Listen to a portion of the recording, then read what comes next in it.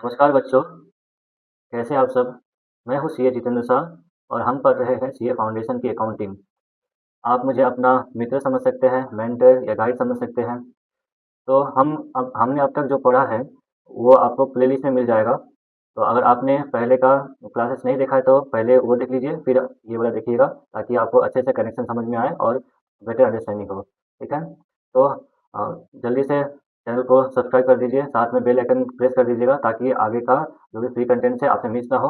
Video को like कीजिए और अपने दोस्तों से भी शेयर कीजिएगा ताकि उनको भी इन फ्री कंटेंट्स का बेनिफिट मिल सके। ठीक है, तो हम कंटिन्यू करेंगे डिस्कशन को।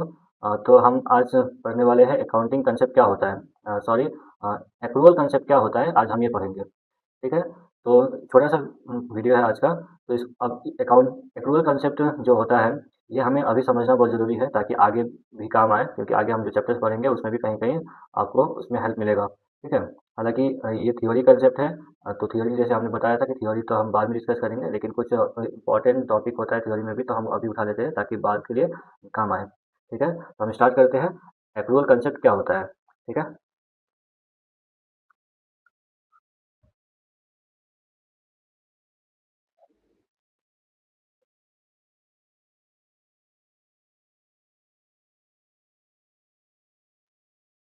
Accrual concept. ठीक है, तो चलिए लिख लेते हैं कि एक्रूवल कंसेप्ट क्या होता है इसको। ठीक है, साथ साथ आप भी लिखिए।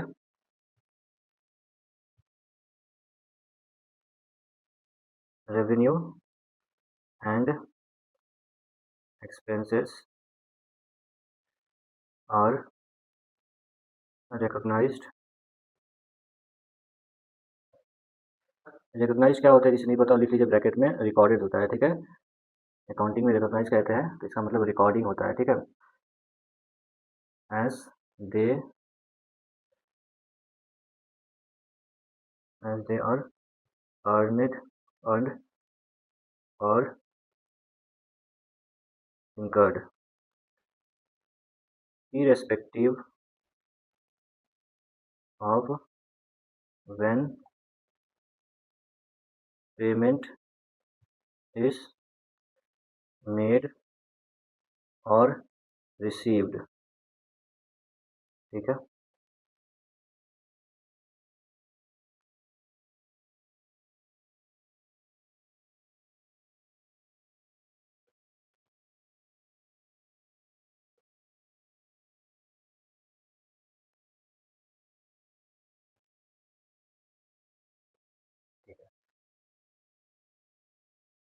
एक बार और लिख लीजिए।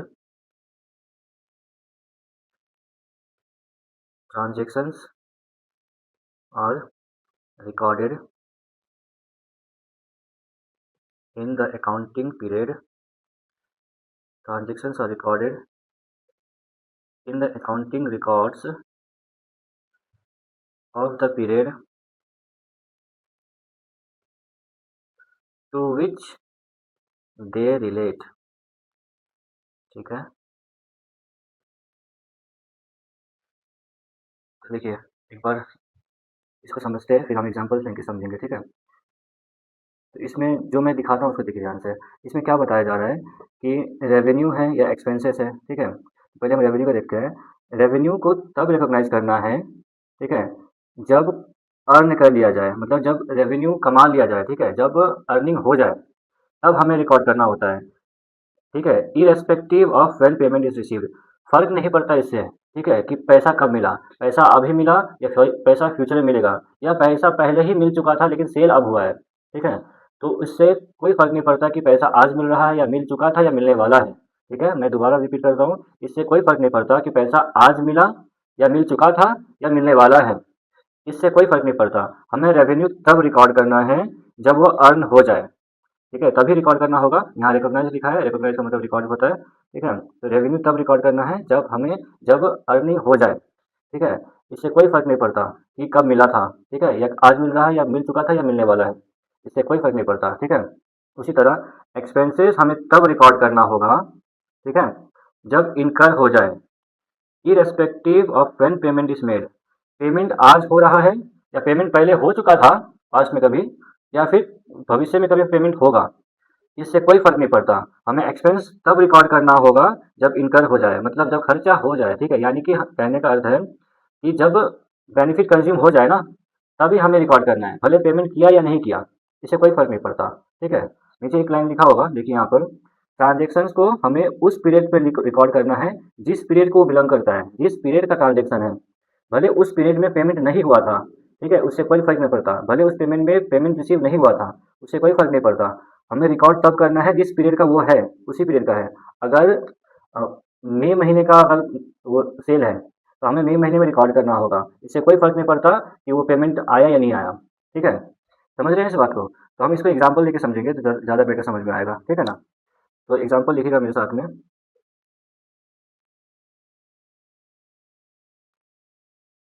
एग्ज़ाम्पल 1, ठीक है? साथ में लिखिए, Rohan sold goods for 60,000 rupees, ठीक है? In the financial year, financial year bracket में लिखिए एफ वाई शॉर्ट में, ठीक है? क्योंकि आगे से मैं फाइनेंशियल ईयर फुल नहीं लिखूंगा, एफ वाई लिखूंगा, ठीक है ना? Financial year 2026-27। इसका मतलब क्या होता है जिसे नहीं पता, 2026-27 का मतलब क्या है? क्योंकि हम अकाउंटिंग ईयर फॉलो करते हैं, ठीक है? फाइनेंशियल ईयर फॉलो क्या करते हैं, 1 अप्रैल से लेकर 31 मार्च अगले साल का, है ना? तो 2026 क्या बता रहा है कि इस करंट अकाउंटिंग पीरियड का शुरुआत कब हो रहा है, 1 अप्रैल 2026 को हो रहा है, और एंड कब होगा, 2027 का 31 मार्च को कंप्लीट होगा। इसका मतलब ये है, ठीक है? फाइनेंशियल ईयर ये होगा, ठीक है? इसको ऐसे रीड करते हैं। तो for the financial year 2026 and 27, 26 and 7, and received, देखिए साथ में, एंड रिसीव्ड 50,000 रुपीज़ कैश, ठीक है? तो देखिए यहाँ पे क्या है कि सेल कितने का हुआ है, 60,000 का, ठीक है? लेकिन पेमेंट कितने का आया, पेमेंट कितने रिसीव हुआ है, सिर्फ 50,000 रुपीज़ का, ठीक है? तो अब एक बात बताइए कि इस करंट पीरियड में सेल कितना रिकॉर्ड करें, 60,000 का रिकॉर्ड करें या 50,000 रुपीज़ का रिकॉर्ड करें, ठीक है? तो एक बार आप वीडियो रख के सोच सकते हैं, पॉज कीजिए एक बार और सोच के देखिए, आंसर माइंड में सोचिए, बताइए, ठीक है? क्या है, तब तक हम डिस्कस करते हैं। तो सोच लिया, ठीक है? तो इसको थोड़ा एनालाइज करते हैं हम। तो देखिए, इस करेंट अकाउंटिंग पीरियड में, ठीक है, गुड्स कितना सेल किया है, गुड्स सोल्ड 60,000 रुपीज़ का गुड्स सेल हुआ है, ठीक है ना? तो इसको अब दो पार्ट में बांटता हूँ मैं। आप ध्यान से देखिए, इसमें से अमाउंट कितना रिसीव हो गया, जो सेल हुआ ना, उसमें से अमाउंट कितना रिसीव हो गया, 50,000 रिसीव हो गया है, ठीक है? और कितना, 60,000 का सेल हुआ है, 50,000 रिसीव हो चुका, यानी कि 10,000 रिमेनिंग जो है वो रिसीव होगा बाद में, है कि नहीं? बाद में रिसीव होगा। तो ये यहाँ पे क्या लिखेंगे, अमाउंट रिसीवेबल। आ गया बात समझ? तो याद आया रेवेन्यू जब का बारे में जब हमने पढ़ा था, तो वहाँ लिखा था ना रिसीव्ड और रिसीवेबल, तो यही है वो, ठीक है? रिसीवेबल, अमाउंट रिसीवेबल, ठीक है? तो अमाउंट रिसीवेबल कितना है, 10,000 रुपीज़ है, यानी कि फ्यूचर में मिलेगा। इसका मतलब क्या है कि आपने सेल 60,000 रुपीज़ का किया, लेकिन 50,000 का तो आपने कैश लेकर बेच दिया, ठीक है? कैश लिया है, लेकिन 10,000 रुपीज़ आपने उधारी में दिया है, 10,000 का गुड्स उधारी में बेचा है, यानी कि फ्यूचर में बाद में जाके आपको 10,000 रुपीज़ मिलेगा, ठीक है? इतना बात समझ में आया? यहाँ लिख लीजिए 50,000 रुपीज़ कैश में मिला है, ठीक है? In cash, okay? इस बात को नोट कीजिएगा। तो देखिए यहाँ पर, तो 50,000 का कैश आ गया, लेकिन बाकी 10,000 का तो कैश नहीं आया, लेकिन आएगा बाद में, इतना तो क्लियर है। तो जो बाद में मिलेगा, आपने गुड्स सेल किया था, 10,000 का उधारी में है, क्रेडिट में है, तो जिस व्यक्ति से 10,000 रुपया मिलने वाला है, क्योंकि गुड्स बेचा था उधार में, तो जिससे मिलने वाला है ना, उसे डेटर कहते हैं, ठीक है? उसे हम डेटर कहते हैं। तो इसको ब्रैकेट में लिख लीजिए, ये एसेट होता है, ठीक है? ये भी एक एसेट है, ये करेंट एसेट है, जैसे हमने पिछली बार डिस्कस किया था, ठीक है ना? तो अब मैं इसमें आपसे एक क्वेश्चन पूछता हूँ, पहले बताइए, how much sales should be recorded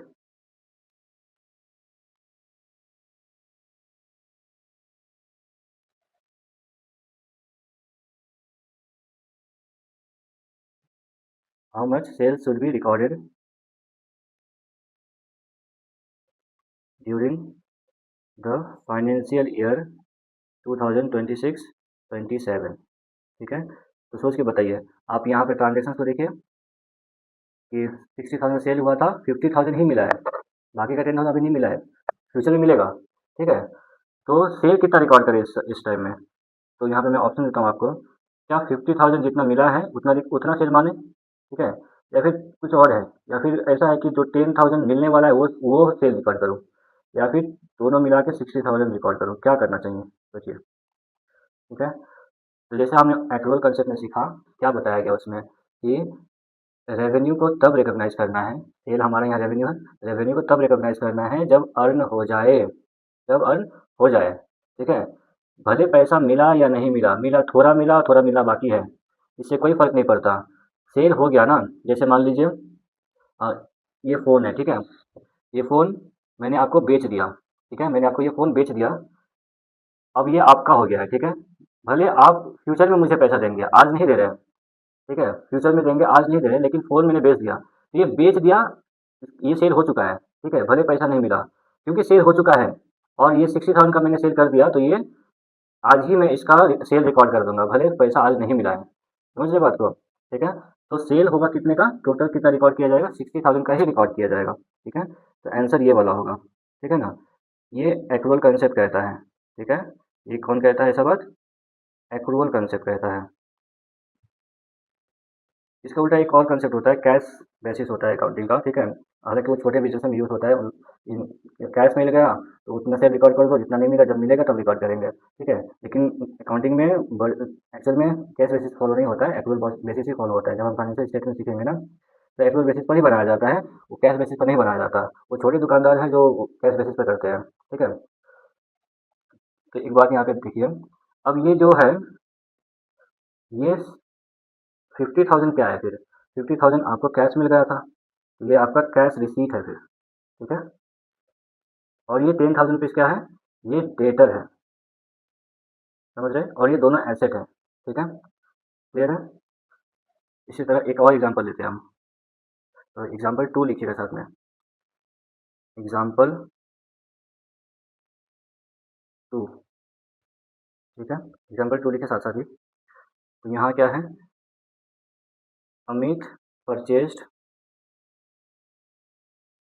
goods for 40,000 rupees, ठीक है ना। आप लोग को समझ में आ रहा है ना, ठीक है, ध्यान से सुनेंगे सब समझ में आएगा, ठीक है।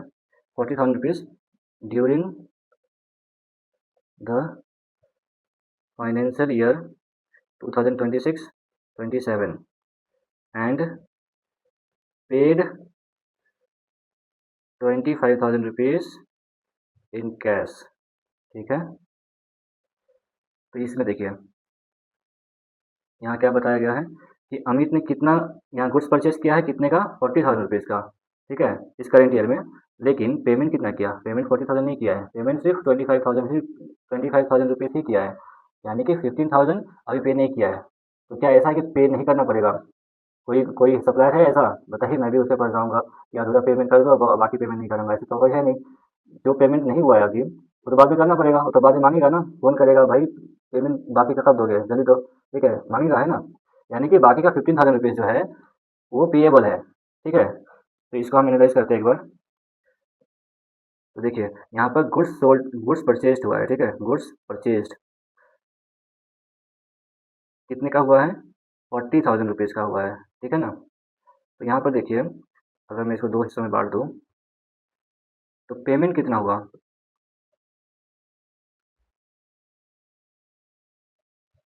Amount paid in cash, cash में पेमेंट हुआ, ठीक है, कितने का, 25,000 रुपीज़ का, ठीक है। तो बाकी का अमाउंट जो है, बाकी का अमाउंट कौन सा, 15,000 रुपीज़ का, वो क्या है फिर, वो पेएबल है, ठीक है, मतलब बाद में देना होगा। इतना सा बात समझ में आया। तो देखिए, जैसे ऊपर हमने डेटर पढ़ा था ना, तो यहाँ पर जो सप्लायर है उसको फ्यूचर में 15,000 रुपीज़ पे करना है, पेएबल अमाउंट है। तो इसको हम क्रेडिटर कहते हैं, ठीक है। क्या कहते हैं? क्रेडिटर, ठीक है। इसमें लिख लीजिए साथ में और ब्रैकेट में लिख दीजिएगा, क्योंकि ये पेएबल है। तो आपको पता है कि पेएबल एक लायबिलिटी होता है, ठीक है। तो ब्रैकेट में लिख दीजिए लायबिलिटी। जैसे ऊपर में पढ़ा डेटर एसेट है तो क्रेडिटर लायबिलिटी है, ठीक है। इतना सा बात समझ में आया? तो चलिए इसमें एक क्वेश्चन पूछता हूँ, इसका आंसर दीजिएगा। How much purchase should be recorded during the financial year 2026-27, ठीक है। कितना रिकॉर्ड होना चाहिए? क्या पूछा हूँ? परचेज कितना रिकॉर्ड होना चाहिए, ठीक है। क्या 25,000 रुपीज़ रिकॉर्ड होना चाहिए, यानी कि जितना पे हुआ था उतना रिकॉर्ड होना चाहिए? तो देखिए कैश बेसिस के हिसाब से तो 25,000 ही होना चाहिए, कैश बेसिस के हिसाब से 25,000 ही रिकॉर्ड होना चाहिए। लेकिन हम क्या पढ़ रहे हैं? हम पढ़ रहे हैं एक्रूवल बेसिस, एक्रूवल कंसेप्ट पढ़ रहे हैं, ठीक है। और फाइनेंशियल स्टेटमेंट जब सीखेंगे, ठीक है, तो वो एक्रूवल बेसिस पर ही होता है, ठीक है ना। एक्रूवल बेसिस ही फॉलो किया जाता है, इसलिए 25,000 तो बिल्कुल नहीं होगा। परचेज कितना हुआ है? परचेज 40,000 का हुआ है, तो भले हमने पेमेंट नहीं किया, अधूरा पेमेंट किया, बाकी पेमेंट बाद में करेंगे। तो पेमेंट कितना किया, नहीं किया, पूरा किया, इससे कोई फ़र्क नहीं पड़ता। हमें परचेज उतना लिखना है जितना का परचेज हुआ है, यानी कि हमने बेनिफिट के एक्सपेंस में बेनिफिट कंज्यूम होता है, तो बेनिफिट कितना कंज्यूम किया? 40,000 का बेनिफिट कंज्यूम किया है, तो हमें 40,000 ही रिकॉर्ड करना होगा, ठीक है। इतना सा बात समझ में आ रहा है? ओके, दूसरा ऑप्शन भी लिख देता हूँ मैं साथ में। 15,000 तो बिल्कुल नहीं होगा, 40,000 होगा, ठीक है। इसको लिख लीजिए साथ में। ये बात समझ में आया? ठीक है, मैं एक बार और रिपीट कर देता हूँ। देखिए एक्रूअल कंसेप्ट क्या कहता है कि रेवेन्यू या फिर एक्सपेंस हमें तब रिकॉर्ड करना है जब रेवेन्यू के केस में जब रेवेन्यू अर्न हो जाए। इससे कोई फ़र्क नहीं पड़ता कि पैसा मिला या नहीं मिला, कितना मिला, थोड़ा मिला, पूरा मिला, कुछ नहीं मिला, इससे कोई फ़र्क नहीं पड़ता। या पास्ट में मिल चुका था या आज मिल रहा है या भविष्य में मिलेगा पैसा, इससे कोई फ़र्क नहीं पड़ता। रेवेन्यू हमें तब रिकॉर्ड करना है जब अर्न हो जाए। सेल कर दिया यानी कि रेवेन्यू अर्न हो चुका है, हमें रिकॉर्ड कर लेना चाहिए पूरा अमाउंट, ठीक है ना। इसी तरह से परचेज का भी होता है, एक्सपेंसेस का भी होता है। एक्सपेंसेस हमें तब रिकॉर्ड करना होगा जब इनकर हो जाए, मतलब जब बेनिफिट कंज्यूम हो जाए। इससे कोई फ़र्क नहीं पड़ता कि पेमेंट हुआ है या नहीं हुआ है, थोड़ा हुआ है, पूरा हुआ है या कुछ नहीं हुआ है, या फिर पास में पेमेंट कर दिया था या आज पेमेंट कर रहे हैं या फिर भविष्य में पेमेंट होगा, इससे कोई फ़र्क नहीं पड़ता। हमें एक्सपेंस तब रिकॉर्ड करना है जब बेनिफिट कंज्यूम हो जाए, यानी एक्सपेंस इनकर हो जाए, ठीक है। तो यहाँ पे हमने परचेज कर लिया है, जब परचेज कर लिया है यानी कि बेनिफिट हमें मिल चुका है, तो 40,000 पूरा रिकॉर्ड करना होगा। 25,000 पे किया है, बाकी पे नहीं किया है, उससे कोई फ़र्क नहीं पड़ता, ठीक है। पेमेंट अधूरा किया, पूरा किया, इससे कोई फ़र्क नहीं है, ठीक है। हमें पूरा ही रिकॉर्ड करना होगा, ये एक्रूअल कंसेप्ट कहता है, ठीक है ना। तो इसमें लिख लीजिए कौन कहता है ये बात, एज पर एक्रूअल कंसेप्ट, ठीक है।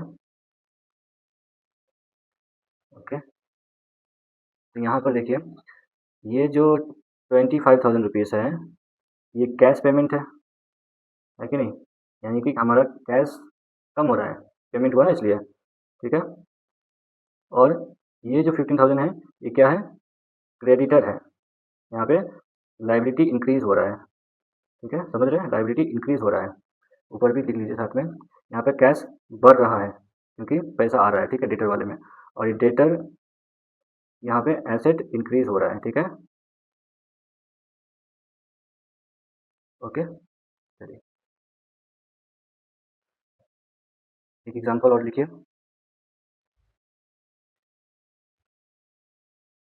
एग्जांपल 3 लिखिएगा। सचिन टेलीकॉम, ठीक है, ये टेलीकॉम का दुकान है। इसका ना इलेक्ट्रिसिटी बिल आया है, ठीक है, 3 महीने का इलेक्ट्रिसिटी बिल आया है, मान लीजिए। हाँ, और वो कितना है? वो है 30,000 रुपीज़, 3 महीने का इलेक्ट्रिसिटी बिल आया है, ठीक है। लेकिन इसने पेमेंट कितना किया? पेमेंट किया है 20,000 रुपीज़ कैश में, ठीक है। और बाकी का 10,000 रुपया क्या हो जाएगा? पेएबल हो जाएगा, है ना। देखिए बिल आया था 30,000 रुपये का, पे कितना किया? 20,000 रुपीज़, ठीक है। तो बाकी का 10,000 रुपये जो है तो वो पे करना पड़ेगा ना। ऐसा थोड़ी ना कि फरार हो जाएंगे और बोले मैं नहीं दे रहा, ठीक है, ऐसा तो नहीं है, फिर अगली बार से बिजली काट देगा, है ना। तो पेएबल है, पे करना पड़ेगा, ठीक है, करना ही पड़ेगा। ओके, तो 10,000 रुपये पेएबल है, तो इस बात को समझिएगा। यहाँ पर नोट कीजिए कि ये जो है ना, अब बताइए यहाँ पर पेमेंट कितना, मतलब एक्सपेंस, इलेक्ट्रिसिटी एक्सपेंस है ये, ठीक है, इलेक्ट्रिसिटी बिल ये खर्चा है, एक्सपेंस है।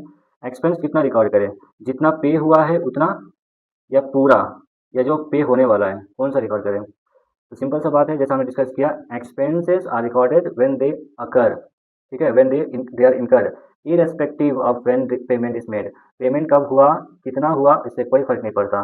भले पेमेंट, ये गलत फहमी मत रखिएगा, पेमेंट तो हुआ ही है ना, ठीक है, ऐसा नहीं, कितना हुआ उससे कोई फर्क नहीं पड़ता, हुआ या नहीं हुआ इससे कोई फर्क नहीं पड़ता, ठीक है। एक्सपेंसेस रिकॉर्ड कर दीजिए पूरा का पूरा, क्योंकि बेनिफिट कंज्यूम हो गया, आपने 3 महीना बिजली यूज़ किया ना, आपको बेनिफिट मिला है ना बिजली यूज़ करने का, तो जितना बेनिफिट उठाया उतना एक्सपेंस रिकॉर्ड कर देना है। ये एक्चुअल कंसेप्ट रहता है, ठीक है। तो कितना, ये क्या है हमारा, ये एक्सपेंस है, ठीक है, ये हमारा एक्सपेंस है, ठीक है ना। अब एक बार यहाँ ध्यान दीजिए, अब ये पे करना है, और जो पे करना होता है वो क्या होता है, लाइबिलिटी होता है, ठीक है। तो इसका ना एक स्पेशल नाम दिया गया है खर्चों के केस में, ठीक है। अब देखिए, गुड्स परचेज किया था और वहाँ पे जो पेमेंट नहीं किया था, तो सप्लायर को पे करना पड़ेगा ना, तो उस सप्लायर को क्रेडिटर कहते हैं। लेकिन इलेक्ट्रिसिटी बिल जो है और बाकी और जो खर्चा होता है, उसमें एक स्पेसिफिक टर्म यूज़ होता है, ठीक है। यहाँ पे आउटस्टैंडिंग एक्सपेंस कहेंगे, ठीक है, आउटस्टैंडिंग एक्सपेंस। आउटस्टैंडिंग का मतलब क्या होता है, मतलब बहुत बढ़िया नहीं, ये अकाउंटिंग का टर्म है, कई सारा टर्म होगा जो लगेगा कि इसका नॉर्मल मीनिंग कुछ और है, ठीक है। तो आउटस्टैंडिंग एक्सपेंस होता है, ये मतलब कहने का मतलब due, expense due, expense will be paid, ठीक है। तो यहाँ पर हम पूरा भी लिख सकते हैं, आउटस्टैंडिंग इलेक्ट्रिसिटी एक्सपेंस, ठीक है। अगर हम पूरा लिखे तो कैसे होगा,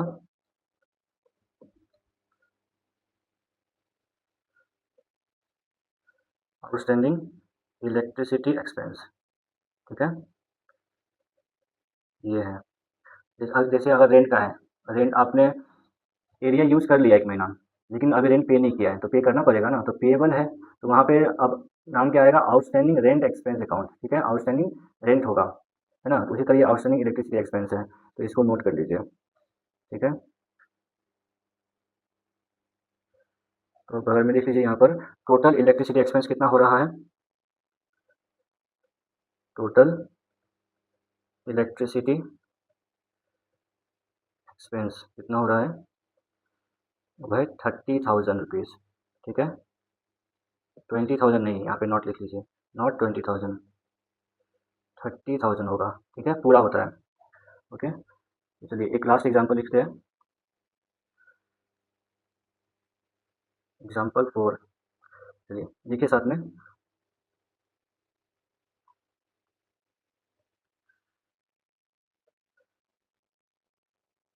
बालाजी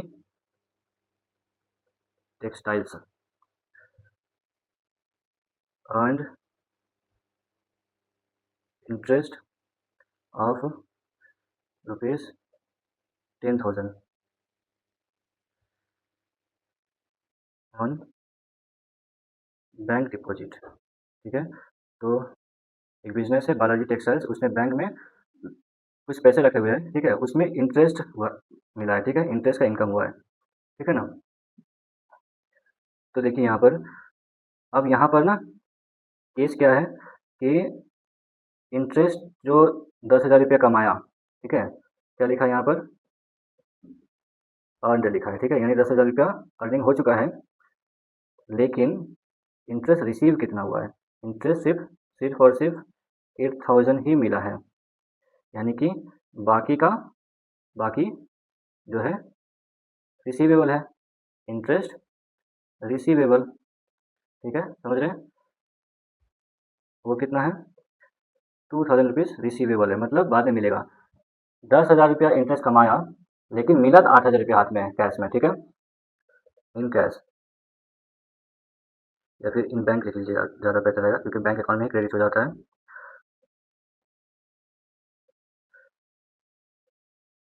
ठीक है। तो 8,000 ही मिला है, बाकी का 10,000 क्या नहीं मिलेगा, ऑब्वियसली मिलेगा, है ना। तो अभी मिला नहीं है, मिलेगा, तो जो मिलने वाला है, ठीक है, तो ये हमारे लिए एसेट हो जाएगा। क्या है?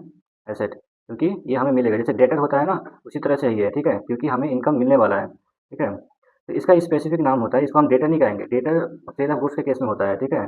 अब क्योंकि ये भी रिसीवेबल है, लेकिन ये डेटर नहीं है, इसका स्पेसिफिक नाम होता है एक्रूड इंटरेस्ट।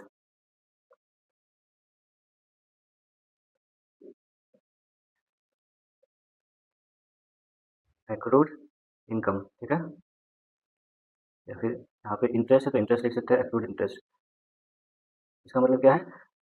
कमा लिया लेकिन मिला नहीं, ठीक है। एक्रूड इनकम मतलब income earn but not received, ठीक है, इसका मतलब ये होगा, ठीक है। तो अब ये बताइए, एक्रूअल कंसेप्ट के हिसाब से, एक्रूअल कंसेप्ट के हिसाब से टोटल इंटरेस्ट इनकम कितना है, कितना रिकॉर्ड करना चाहिए? इंटरेस्ट इनकम का बात कर रहा हूँ, कितना इंटरेस्ट रिकॉर्ड करना चाहिए? क्या वो 8,000 जितना मिला है उतना रिकॉर्ड करूँ, या फिर जो मिलने वाला है वो रिकॉर्ड करूँ? आप सोचिए, एक्रूअल कंसेप्ट क्या कहता है कि revenue should be recognized when they are earned irrespective of when payment is received, ठीक है। तो अर्निंग कितना हुआ है? अर्निंग तो 10,000 का ही हुआ है ना, ठीक है, तो हमें 10,000 ही रिकॉर्ड करना है, ठीक है। आया बात समझ में? तो यहाँ पे हमें 10,000 ही रिकॉर्ड करना है, ठीक है ना, नॉट 8,000, ठीक है। ओके, समझ में आ रहा है आप लोगों को? ठीक है। तो आप याद कीजिए, एक चीज़ हमने पहले पढ़ लिया था, उसको मैं यहाँ पे नोट कर देता हूँ। एज पर एक्रूअल कंसेप्ट,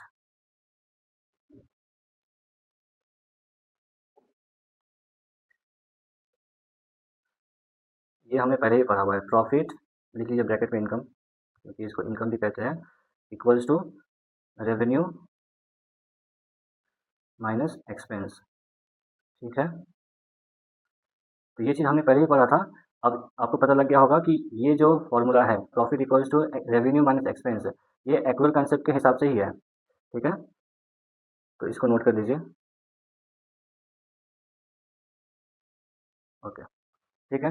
तो आज के लिए इतना ही। तो क्लास अच्छा लगा हो तो वीडियो को लाइक कीजिए, अपने दोस्तों के साथ भी शेयर कीजिए, चैनल को सब्सक्राइब कर दीजिएगा, और साथ में बेल आइकन भी प्रेस कर दीजिए, ताकि आगे का कोई भी क्लास या फिर कोई भी अपडेट मिस ना हो, ठीक है।